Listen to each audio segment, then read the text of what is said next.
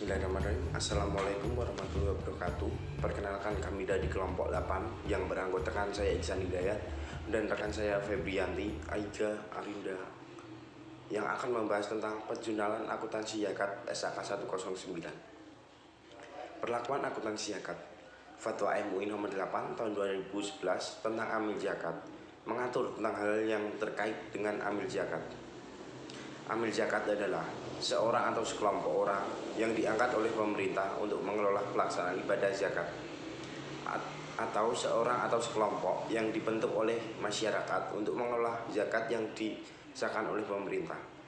Tugas amil zakat: yang pertama, penarikan atau pengumpulan amil zakat yang meliputi pendataan wajib zakat, penutupan objek zakat, besaran nisab zakat, besaran tarif zakat, dan syarat-syarat tertentu objek wajib zakat.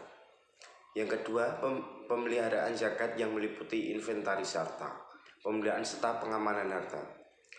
Dan yang ketiga, pendistribusian zakat yang meliputi penyaluran harta zakat agar sampai kepada mutasik zakat secara baik dan benar, dan termasuk pelaporan. Fatwa MUI nomor 15 tahun 2015 tentang penarikan, pemeliharaan, penyaluran harta zakat. Zakat muqayyadah adalah zakat yang telah ditentukan mutasiknya oleh muzaki, baik tentang asnaf, orang per orang, maupun lokasinya. Ketentuan hukum: yang pertama, apabila amil zakat telah melaksanakan tugasnya dengan baik, tetapi di luar kemampuan terjadi kerusakan atau kehilangan, maka amil tidak dibebani tanggung jawab penggantinya. Yang kedua, penyaluran harta zakat dari amil zakat kepada amil zakat lain belum dianggap penyaluran zakat hingga harta zakat tersebut sampai kepada para mutasik zakat. Yang ketiga, penyaluran zakat muqayyadah. Apabila membutuhkan biaya tambahan dalam distribusi, maka amil dapat meminta kepada muzaki.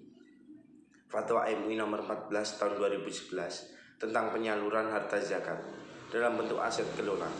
Hukum penyaluran zakat dalam bentuk aset kelola: yang pertama, tidak ada kebutuhan mendesak bagi para mutasik untuk menerima zakat. Yang kedua, manfaat aset kelola hanya diperuntukkan bagi para mutasik zakat. Dan yang ketiga, bagi selain mutasik zakat diperbolehkan memanfaatkan aset kelola yang diperuntukkan zakat dengan melakukan pembayaran secara wajar untuk dijadikan sebagai dana. Perkenalkan, nama saya Arinda Ariyanti, NIM 185221181. Saya akan menjelaskan tentang perlakuan akuntansi zakat PSAK nomor 109. Penerimaan zakat muzaki dan mustahik menurut PSAK nomor 109 adalah sebagai berikut. Yang pertama, penerima zakat. Penerima zakat diakui pada saat kas atau aset non-kas diterima. Zakat yang diterima dari muzaki diakui sebagai penambah dana zakat sebesar jumlah yang diterima jika dalam bentuk kas, dan nilai wajar jika dalam bentuk non-kas. Saya akan memberikan contoh pada tanggal 10 Maret 2017. Lazis Nurul Falah menerima zakat dari Tuan Amir sebesar 5 juta secara kas untuk diserahkan kepada para fakir di Kampung Aman. Dengan jasa kegiatan penyaluran dana zakat ini, Tuan Amir memberikan ujrah sebesar Rp500.000. Berikut ini jurnal yang dibuat oleh Lazis Nurul Falah. Pada tanggal 15 Maret 2017, akun kas zakat masuk dalam akun debit sebesar 5 juta. Sedangkan kas amil masuk dalam akun debit sebesar Rp500.000. Penerimaan dana zakat masuk ke dalam akun kredit sebesar 5 juta. Sedangkan penerimaan dana amil pendapatan ujrah masuk ke dalam akun kredit sebesar Rp500.000. Mencatat penerimaan zakat uang sebesar 5 juta dari Tuan Amir dan ujrah dana amil sebesar Rp500.000 atau 10% dari 5 juta. Selanjutnya ada penyaluran zakat. Penyaluran zakat oleh amil. Penyaluran zakat oleh amil bisa ditujukan kepada 8 golongan seperti seperti yang telah disebutkan sebelumnya. Zakat yang disalurkan kepada mustahik termasuk amil diakui sebagai pengurang dana zakat sebesar jumlah yang diserahkan jika dalam bentuk kas, jumlah tercatat jika dalam bentuk aset non-kas. Saya memberikan contoh Lazis Nurul Falah pada tanggal 4 April 2017 menyalurkan dana zakat untuk fakir miskin secara tunai sebesar 20 juta dan emas sebesar 20 gram dengan nilai tercatat Rp500.000 per gram. Total sama dengan 10 juta. Jurnal untuk mencatat transaksi tersebut adalah sebagai berikut. Pada tanggal 4 Maret 2017, akun penyaluran dana zakat fakir miskin masuk ke dalam akun debit sebesar 30 juta rupiah. Sedangkan kas zakat masuk ke dalam akun kredit sebesar 20 juta rupiah. Aset non-kas emas zakat masuk ke dalam akun kredit sebesar 10 juta rupiah. Mencatat penyaluran zakat tunai sebesar 20 juta rupiah dan zakat non-kas berupa emas 20 gram seharga 500.000 per gram, total sama dengan 10 juta rupiah.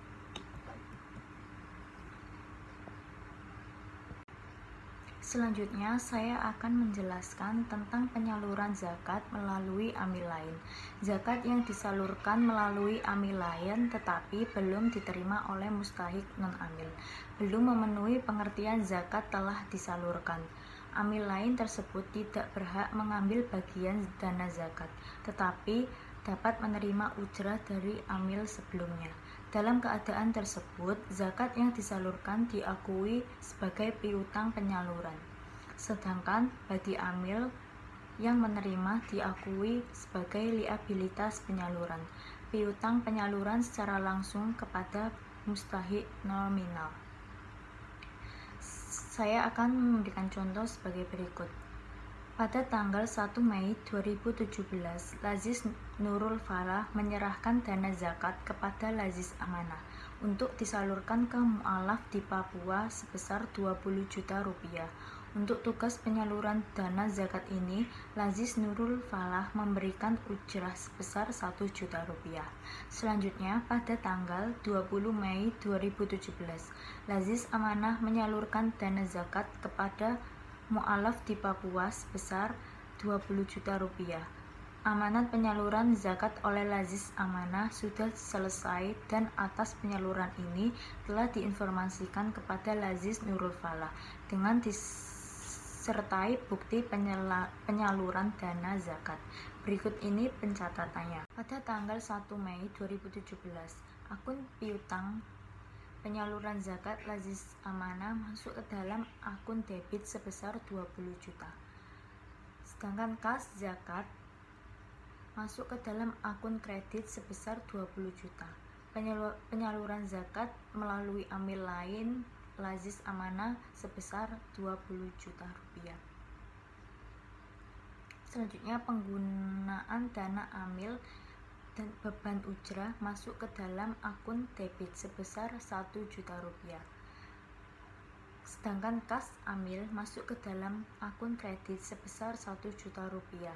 Membayar beban ujrah penyaluran zakat ke Lazis Amanah sebesar 1 juta rupiah. Selanjutnya, pada tanggal 20 Mei 2017, penyaluran dana zakat mu'alaf masuk ke dalam akun debit sebesar 20 juta rupiah. Sedangkan piutang penyaluran zakat Lazis Amanah masuk ke dalam akun kredit sebesar 20 juta. Mengeliminasi piutang penyaluran zakat setelah Lazis Amanah menyalurkan dana zakat kepada mustahik sebesar 20 juta. Selanjutnya, jurnal penerimaan amanah untuk penyaluran zakat dari Lazis Nurul Falah pada tanggal 1 Mei 2017, akun kas zakat masuk ke dalam akun debit sebesar 20 juta rupiah. Selanjutnya, liabilitas penyaluran zakat Lazis Nurul Fala masuk ke dalam akun kredit sebesar 20 juta rupiah. Menerima dana zakat untuk disalurkan dari Lazis Nurul Fala sebesar 20 juta rupiah. Pada tanggal 1 Mei 2017, kas zakat masuk ke dalam akun debit sebesar 1 juta rupiah. Sedangkan penerimaan dana amil pendapatan ujrah masuk ke dalam akun kredit sebesar 1 juta rupiah. Menerima ujrah penyaluran zakat dan Lazis Nurul Fala sebesar 1 juta rupiah. Selanjutnya pada tanggal 20 Mei 2017, liabilitas penyaluran zakat Lazis Nurul Fala masuk ke dalam akun debit sebesar 20 juta rupiah. Sedangkan kas zakat masuk ke dalam akun kredit sebesar 20 juta. Mengeliminasi liabilitas penyaluran zakat setelah Lazis Amanah menyalurkan dana zakat. Yang terakhir, saya akan menjelaskan tentang penyerahan dana zakat dengan keharusan untuk mengembalikannya. Dana zakat yang diserahkan kepada mustahik non-amil dengan keharusan untuk mengembalikannya kepada amil belum diakui sebagai penyaluran zakat. Contohnya, pada tanggal 1 Juni 2016, Lazis Nurul Falah menyerahkan dana zakat kepada mustahik Tuan Adi untuk permodalan usaha sebesar 8 juta rupiah dengan status pinjaman Qardul Hasan tenor 1 tahun tanpa bagi hasil. Pada tanggal 1 Juni 2017, Tuan Adi mengembalikan atau melunasi pinjaman dana zakat sebesar 8 juta rupiah ditambah infak sebesar 200.000 rupiah. Berikut pencatatan jurnalnya. Pada tanggal 1 Juni 2017, akun piutang penyaluran dana zakat masuk ke dalam akun debit sebesar 8 juta rupiah. Selanjutnya, kas zakat masuk ke dalam akun kredit sebesar 8 juta rupiah. Dibayarkan dana zakat untuk permodalan Tuan Adi sebesar 8 juta untuk jangka waktu 1 tahun. Selanjutnya, pada tanggal 1 Juni 2017, kas zakat masuk ke dalam akun debit sebesar 8 juta rupiah. Sedangkan kas infak atau sedekah masuk ke dalam akun debit sebesar 200.000 rupiah. Sedangkan piutang penyaluran dana zakat masuk ke dalam akun kredit sebesar 8 juta rupiah. Penerimaan dana infak atau sedekah masuk ke dalam akun kredit sebesar 200.000 rupiah. Diterima pengembalian piutang penyaluran dana zakat dari Tuan Adi sebesar 8 juta rupiah dan infak sebesar 200.000 rupiah. Nah, selanjutnya adalah aset kelolaan. Majelis Ulama Indonesia melalui Fatwa nomor 14 tahun 2001 mengatur tentang penyaluran harta zakat sebagai aset kelolaan dengan syarat tidak ada kebutuhan mendesak bagi para mustahik untuk menerima harta zakat dan manfaat dari aset kelolaan hanya diperuntukkan bagi para mustahik zakat. Terkait dengan penyaluran harta zakat kelolaan, PSAK 109 mengatur tentang dana zakat yang disalurkan dalam bentuk perolehan aset tetap atau aset kelolaan, misalnya rumah sakit, sekolah, mobil ambulan, dan fasilitas umum lain, itu diakui sebagai yang pertama, penyaluran zakat seluruhnya. Jika aset tetap tersebut diserahkan untuk dikelola pada pihak lain yang tidak dikendalikan amil. Yang kedua, penyaluran zakat secara bertahap jika aset tetap tersebut masih dalam pengendalian amil atau pihak lain yang dikendalikan amil. Penyaluran secara bertahap diukur sebesar penyusutan aset tetap sesuai dengan pola pemanfaatannya. Nah, contohnya itu yang pertama diakui sebagai penyaluran zakat seluruhnya bila aset kelolaan tidak dalam pengendalian amil,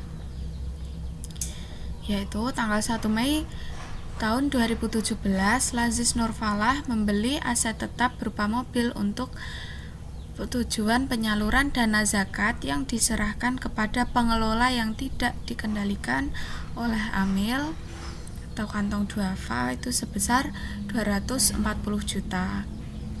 Nah, jurnalnya debit aset kelolaan dana zakat dan kreditnya kas atau zakat masing-masing sebesar 240 juta. Penyaluran zakat dalam bentuk mobil senilai 240 juta yang akan dikelola secara independen oleh kantong duafa atau yang tidak dalam pengendalian Amil. Aset kelolaan didebit karena saldo awal aset adalah didebit, dan kas karena penyaluran dana zakat tunai, jadi mengurangi kas yang dicatat kasnya dalam kredit. Nah, yang kedua, tanggal 15 Mei 2017, Lazis Nurfalah membeli aset zakat kelolaan berupa mobil ambulan kepada kantong duafa untuk digunakan sebagai fasilitas umum yang dikelola secara independen oleh kantong duafa. Jurnalnya, debitnya penyaluran dana zakat fisabilillah dan kreditnya aset kelolaan dana zakat masing-masing 240 juta rupiah. Penyaluran dana zakat di debit fisabilillah itu jenis dari penerima zakat dan aset kelolaannya di kredit. Yang kedua, yang diakui sebagai penyaluran zakat secara bertahap bila aset kelolaan dalam pengendalian Amil ya.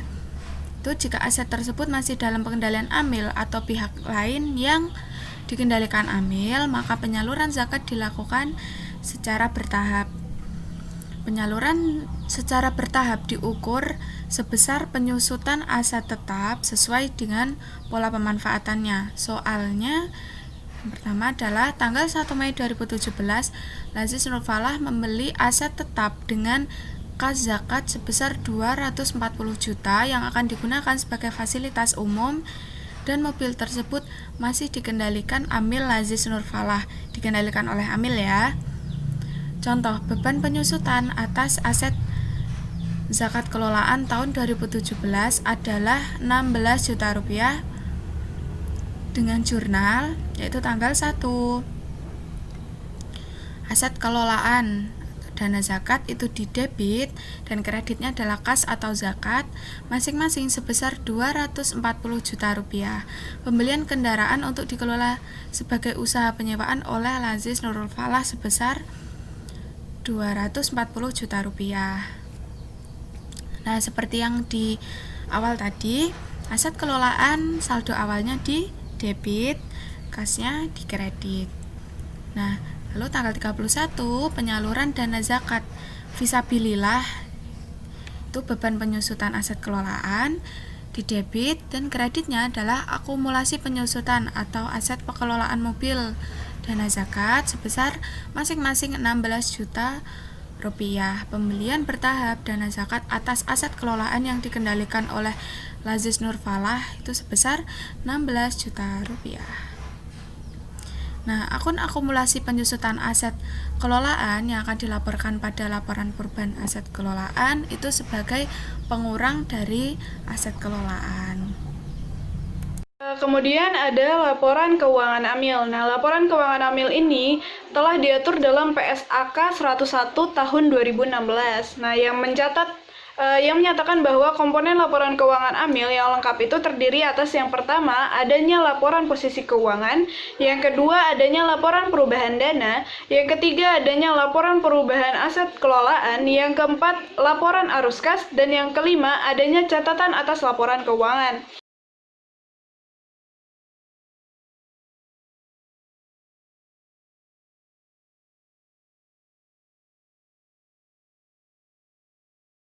Kemudian ada perlakuan akuntansi infak atau sedekah. Nah, infak atau sedekah. Infak itu yang pertama ada infak. Infak itu berasal dari bahasa Arab atau anfaqo yang artinya itu adalah mengeluarkan atau membelanjakan hartanya.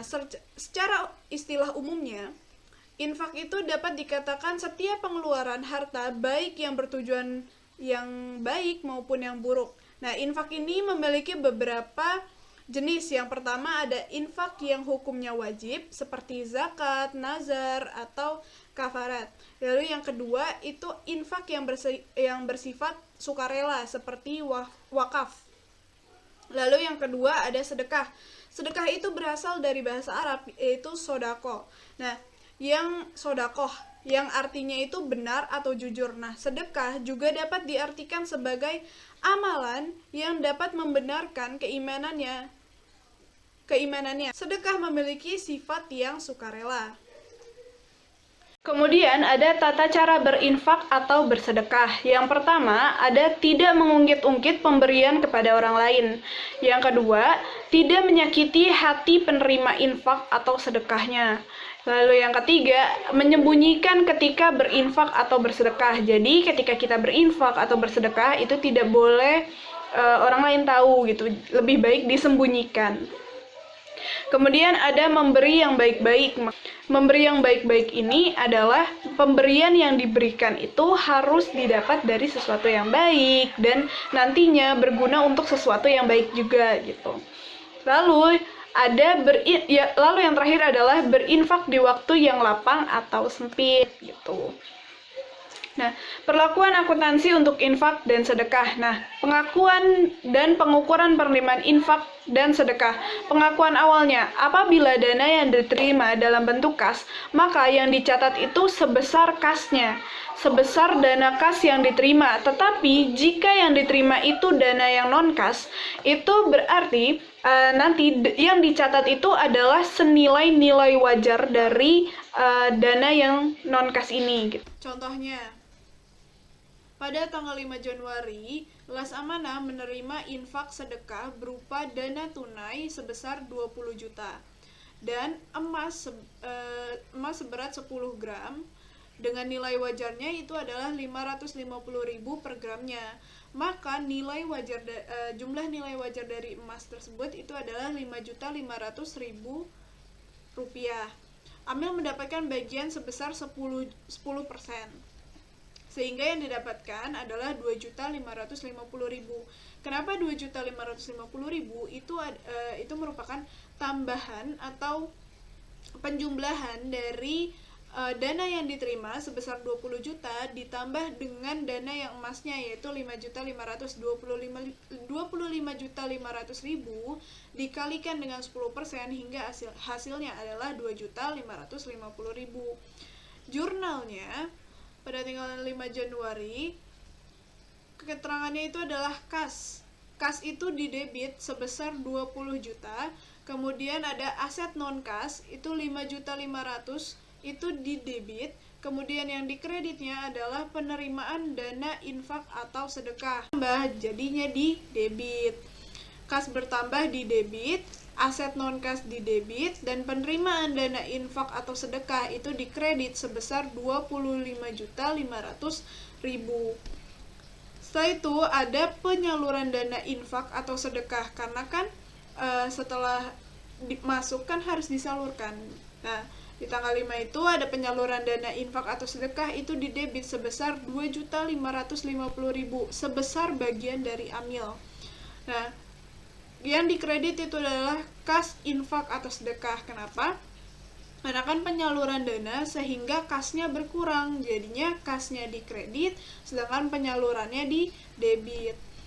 Kemudian ada kas dengan keterangan amil dan penerimaan dana amil. Kas masuk ke amil sehingga berada di debit sebesar 2.550.000 dan penerimaan dananya itu dikredit sebesar 2.550.000. Yang kedua ada pengukuran setelah pengakuan awal. Aset non-kas atau aset lancar. Nah, pada tanggal 7 Januari, Las Amanah ini menerima infak sedekah berupa 20 karung beras. Nilai wajar dari satu karung berasnya itu adalah 160.000, sehingga jika ditotalkan menjadi 3.200.000 untuk seluruh atau 20 karung beras itu. Jadi 20 dikali sama 160 menjadi 3.200.000. jurnalnya di tanggal 7 Januari yang menjadi yang di debit, yang bertambah di debit itu adalah aset non kasnya, dan harus ada keterangannya barang apa yang diinfak atau disedekahkan. Jadinya aset non kas lancar, aset non kas lancar yaitu dengan keterangan atau strip beras di debit sebesar 3.200.000. Kemudian yang dikreditnya itu adalah penerimaan dana infak atau sedekah, yaitu sebesar 3.200.000. Selanjutnya, pada tanggal 10 Januari 2001, Las Amanah ini menerima infak dan sedekah berupa mobil dengan nilai wajarnya yaitu 150 juta. Nah, mobil tersebut disewakan dengan nilai per bulannya adalah 5 juta. Nah, sewa akan mulai diterima itu pada bulan Januari dan akan selalu disetorkan per tanggal 15-nya. Lalu bagaimana jurnalnya? Jadi di jurnalnya itu pada tanggal 10 yang menjadi debit itu adalah aset tetap non kas dalam kurung mobil. Kenapa harus ada dalam kurung? Karena dalam jurnal ini harus diterangkan, harus dicatat bentuk infak atau sedekahnya gitu. Jadi aset tetap non kas dalam kurung mobil dengan keterangan infak atau sedekah itu ada di debit sebesar 150 juta. Sedangkan ada penerimaan dana, kemudian ada penerimaan dana infak atau sedekah sebesar 150 juta itu ada di bagian kredit. Setelah itu di tanggal 15 itu ada kas dengan keterangan infak atau sedekah yang berada di debit sebesar 5 juta dan penerimaan dana infak atau sedekah dengan keterangan hasil pengelolaan itu di bagian kredit sebesar 5 juta rupiah. Setelah itu, di tanggal 31 Januari terdapat penyusutan terhadap mobil yaitu sebesar 1% dari nilai wajarnya, sehingga nilainya itu menjadi 1.500.000, dari mana? Dari nilai wajarnya itu 150 juta dikalikan dengan 1% menjadi 1.500.000. Kemudian bagaimana jurnalnya? Jadi di jurnalnya itu di tanggal 31 dengan keterangannya penyaluran dana infak atau sedekah dengan keterangan beban penyusutan itu berada di debit sebesar 1.500.000 sesuai dengan yang dicatat saat penyusutannya. Di penyusutannya itu 1.500.000 dan yang berada di kredit itu adalah akumulasi penyusutannya sebesar 1.500.000. Kemudian di tanggal 31 Desember Las Amanah itu memiliki infak atau sedekah berupa emas yang belum disalurkan sebesar 10 gram. Nah, setelah dinilai menggunakan nilai pasar, ternyata harganya itu menjadi 475.000 per gram. Sementara harga wajar yang sebenarnya itu adalah 550.000. Harga wajar di tahun-tahun sebelumnya itu adalah di tahun atau bulan sebelumnya itu 550.000 per gram. Sehingga terjadi penurunan nilai sebesar 75.000. Nah, dari sini lalu bagaimana dengan totalnya untuk 10 gram emas ini? Maka yang dikalikan itu adalah jumlah penurunannya. Jadi jumlah penurunannya itu adalah 75.000 dikalikan dengan 10 gram menjadi 750.000. Jadi untuk jurnalnya di tanggal 31 itu dana infak atau sedekah dengan keterangan beban penurunan nilai sebesar 750.000 di debit dan cadangan penurunan nilai aset sebesar 750.000 itu di kredit. Kalau misalnya penurunannya itu disebabkan oleh kelalaian dari pengelola, maka jurnalnya itu beda lagi. Jadi jurnalnya itu misalkan di tanggal 31 Desember itu ada kelalaian bahwa amilnya itu memberikan emas dalam kondisi yang rusak atau cacat gitu ya. Nah, jadi di jurnalnya itu di tanggal 31 Desember yang menjadi di bagian debitnya itu adalah dana amil dengan keterangan kerugian penurunan nilai non kas di debit sebesar 750.000. Kenapa 750.000? Sama dengan yang tadi di awalnya, jadi terjadi penurunan nilai yang dikalikan dengan si 10 gramnya itu adalah si penurunannya, jumlah penurunannya gitu. Lalu yang dikredit itu adalah cadangan penurunan nilai aset non-kas dengan keterangan infak atau sedekah sebesar 750.000. Lalu yang ketiga itu ada pengakuan dan penyaluran infak atau sedekah. Nah, contohnya ini di aset kelolaan. Oke, kita kasih contoh. Di tanggal 1 Februari 2000 X1, Las Amanah ini mengelola sebagian infak atau sedekah dalam bentuk tabungan mudorobah sebesar 200 juta. Nah, pada tanggal 30 Juni, nilai bagi hasilnya itu menjadi 10 juta. Lalu bagaimana jurnalnya? Jurnalnya itu di tanggal 1 Februarinya, yang menjadi bagian debit itu adalah investasi mudorobah dengan keterangannya infak atau sedekah.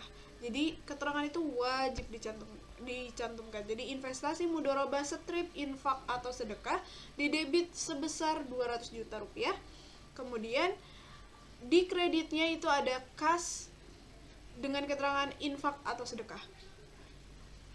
Itu dikredit sebesar 200 juta. Nah, di bulan Juninya, yaitu di tanggal 30-nya, ya kan? Jadi kasnya itu didebit dengan keterangan infak atau sedekah. Gitu. Dan yang dikredit itu adalah penerimaan dana infak atau sedekah dengan keterangan penghasilan tabungan mudorobah sebesar 10 juta juga.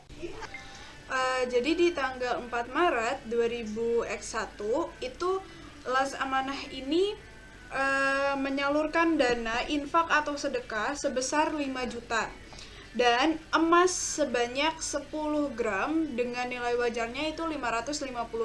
Nah, kemudian maka didapat untuk jurnalnya sendiri itu yang didebit adalah penyaluran dananya. Jadi karena penyaluran dana, maka yang didebit itu adalah penyaluran dananya sebesar 10.500.000, sedangkan untuk kas untuk yang dikreditnya itu ada kas dengan keterangan infak atau sedekah dan juga aset non kas dalam kurung emas dengan keterangan infak atau sedekah. Kenapa harus ada dalam kurung emas? Karena setiap penjurnalan atau setiap catatan itu harus ada barangnya. Jadi maksudnya barangnya itu harus dicatat gitu. Kemudian penyaluran infak atau sedekah oleh amil itu kepada amil lain merupakan penyaluran yang mengurangi dana infak atau sedekah sepanjang amil tidak akan menerima kembali aset infak atau sedekah yang disalurkan tersebut. Contohnya, pada tanggal 17 Maret, Las Amanah ini menyalurkan dana infak atau sedekah kepada Las Fitri secara tunai itu sebesar 5 juta. Berikut ini jurnalnya. Jadi, jurnalnya itu di tanggal 17 Maret, itu yang menjadi debitnya itu adalah penyaluran dana dengan keterangan infak atau sedekah. Sedangkan yang di bagian kreditnya itu ada kas dengan keterangan infak atau sedekahnya. Dan jumlahnya itu sama-sama 5 juta gitu. Karena yang diberikan atau yang atau kas masuk dan kas keluarnya itu sama, yaitu 5 juta rupiah. Kemudian ada penyajian dan pengungkapan infak atau sedekah. Amil harus mengungkapkan hal-hal berikut terkait dengan transaksi infak atau sedekah, tetapi tidak terbatas pada yang pertama, kebijakan penyaluran infak atau sedekahnya, seperti penentuan skalanya, penyalurannya, penerimanya. Tuh.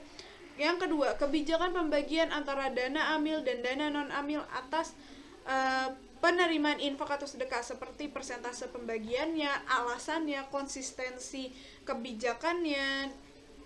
Lalu yang ketiga ada metode penentuan nilai wajar yang digunakan untuk penerimaan infak atau sedekah berupa aset non-kas. Yang keempat ada keberadaan dana infak atau sedekah yang tidak langsung disalurkan tetapi dikelola terlebih dahulu. Jika ada, maka harus diungkapkan jumlah dan persentase dari sebuah penerimaan infak atau sedekah selama periode pelaporan dan alasannya. Kemudian ada hasil yang diperoleh dan pengelola yang dimaksud pada poin diungkapkan secara terpisah. Lalu penggunaan dana infak atau sedekah menjadi aset kelolaan yang diperuntukkan bagi yang berhak. Jika ada jumlah atau persentase terhadap seluruh penggunaan dana infak atau sedekah itu disertakan alasannya. Rincian dana infak atau sedekah berdasarkan peruntukannya terikat dan tidak terikat gitu. Yang kemudian ada hubungan pihak-pihak berelasi antara amil dengan penerima infak. Sedekah yang meliputi sifat hubungan istimewa, jumlah dari jenis dan yang disalurkan, dan persentase aset yang disalurkan dari total penyaluran selama periode. Kemudian ada keberadaan dana non halal. Jika ada pengungkapannya mencakup kebijakan atas penerimaan dan penyaluran dana, alasan dan jumlahnya. Yang terakhir adalah kinerja amil atas penerimaan dan penyaluran dana zakat dan dana infak sedekah. Untuk laporan keuangan amilnya, lembaga amilnya itu sama dengan laporan keuangan yang dibahas di akuntansi zakat Itu bentuk laporannya itu sama. Itu ada dana zakat, ada dana infak atau sedekah, dan semuanya itu bentuknya sama. Dan lebih jelasnya lagi untuk laporan keuangan amil akan dibahas untuk di bab selanjutnya, di bab 10 yang mengenai laporan keuangan amil. Gitu. Sekian presentasi dari kelompok kami, kurang lebihnya kami mohon maaf. Wabillahi taufiq wal hidayah. Wassalamualaikum warahmatullahi wabarakatuh.